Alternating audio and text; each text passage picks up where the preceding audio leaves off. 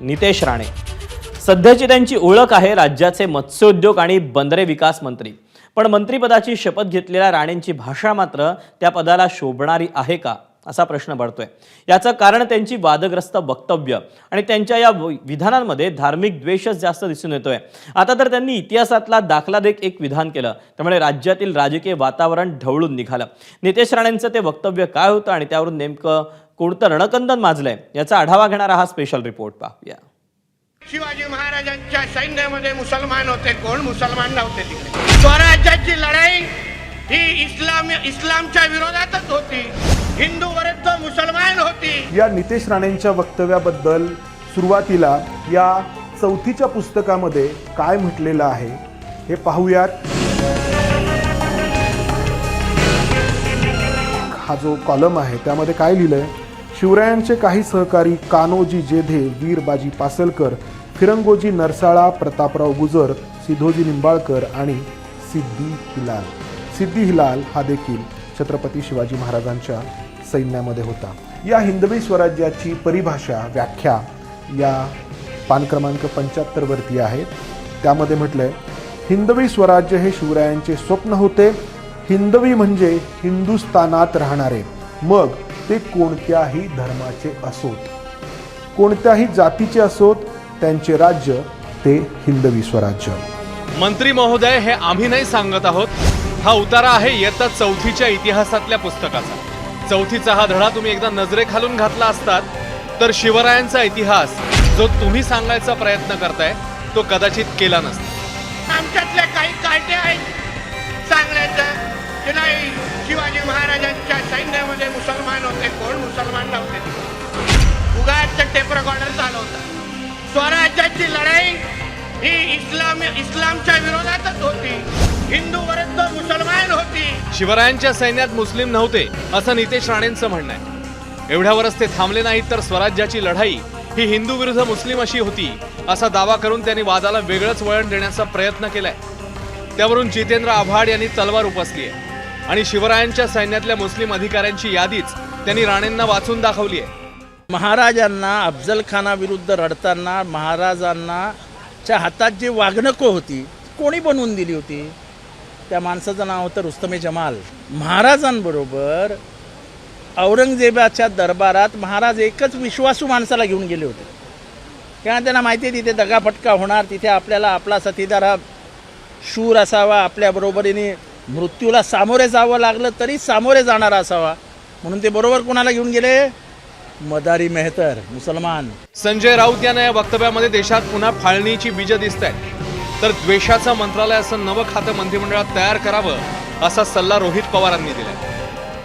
ज्यांना या देशामध्ये पुन्हा एकदा दंगली घडवायच्या आहेत, ज्यांना हा देश पुन्हा एकदा फाळणीकडे ढकलायचा आहे, अशा लोकांची वक्तव्य आहेत। आणि प्रधानमंत्री मोदी यांना मी पत्र लिहिणार आहे आता की या लोकांना आवरा, नाहीतर तुमच्यावरती दुसरा फाळणीचा ठपका येईल। तर त्यांना चुकून कसं का होईना मंत्रिपद मिळाले, ते मंत्रिपद जाण्याचा धोका तिथं आहे। त्यांना सातत्याने त्यांच्या नेत्याला खुश करावं लागतं। त्यांना जे मंत्रिपद मिळाले त्याच्याबरोबर अजून एक मंत्रिपद या सरकारमध्ये काढावं, ते म्हणजे द्वेषाचं मंत्रिपद, आणि त्याला पूर्णपणे अधिकार हे नितेश राणेला त्या बाबतीत द्यावेत। राज्यात धार्मिक द्वेष पसरवून महाराष्ट्राचा तालिबान करण्याचा भाजपचा कुटील डाव आहे असा आरोप काँग्रेस प्रदेशाध्यक्ष हर्षवर्धन सपकाळ यांनी केलाय। धार्मिक विष कालवणाऱ्या नितेश राणेंना मुख्यमंत्र्यांचा पाठिंबा आहे का असा सवाल करत त्यांनी राणेंच्या हकालपट्टीची मागणी केली आहे। ही अत्यंत गंभीर बाब आहे, त्यामुळे या महाराष्ट्राचा देवेंद्र फडणवीसांना तालिबान करायचा आहे का, हा महत्त्वाचा प्रश्न आज एकंदरीत परिस्थितीच्या निमित्तानं हा निर्माण झालेला आहे। केवळ विरोधकच नव्हे तर राणेंचे मंत्रिमंडळातले सहकारी उपमुख्यमंत्री अजित पवार यांनीही राणेंना खडे बोल सुनावले। छत्रपती शिवाजी महाराजांनी त्यांच्याबरोबर जे काही लोक होते त्याच्यामध्ये मुस्लिम लोक देखील होते। त्यांनी का असं वक्तव्य केलं, त्यांच्या वक्तव्यामागचा काय हेतू होता ते मला माहिती नाही, परंतु आपल्या देशाबद्दल अभिमान वाटणारा जो मुस्लिम घटक आहे तो सगळा तो देशप्रेमीच आहे ना। नितेश राणेंना असे सर्वपक्षीय डोस मिळत असतानाच शिवाजी महाराजांचे वंशज उदयनराजे भोसले यांनी देखील त्यांचे कान टोचले।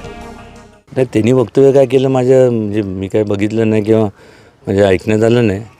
पण हे जे तुम्ही म्हणताय असं कधी शिवाजी महाराजांनी सर्व धर्म समभाव त्यांची ही संकल्पना होती आणि म्हणून तर आज आपण या मोकळा श्वास घेतो या लोकशाही स्वराज्याच्या लोकशाहीमध्ये.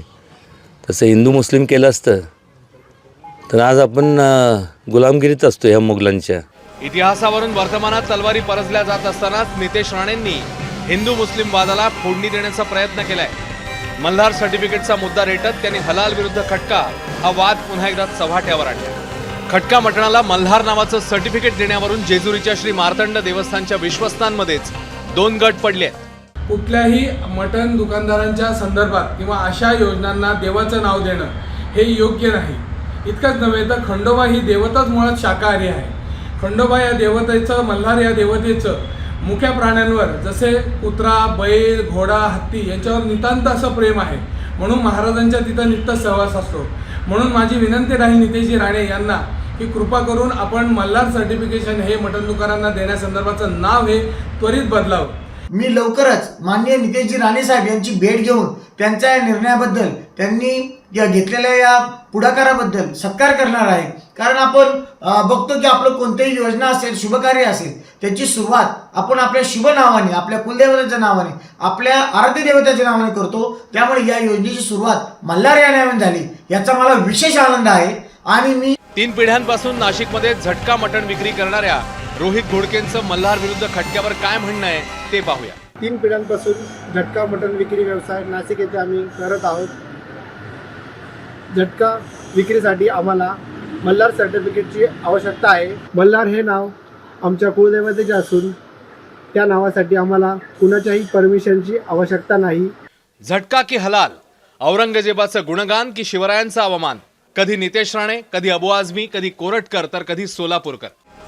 विद्वेषाची विषवल्ली पसरवणाऱ्या अशा लोकांपासून सावध राहण्याची गरज आहे. अशा विचारसरणीचा पाडाव हीच छत्रपती शिवाजी महाराजांना खरी मानवंदना ठरेल. ब्युरो रिपोर्ट, एबीपी माझा.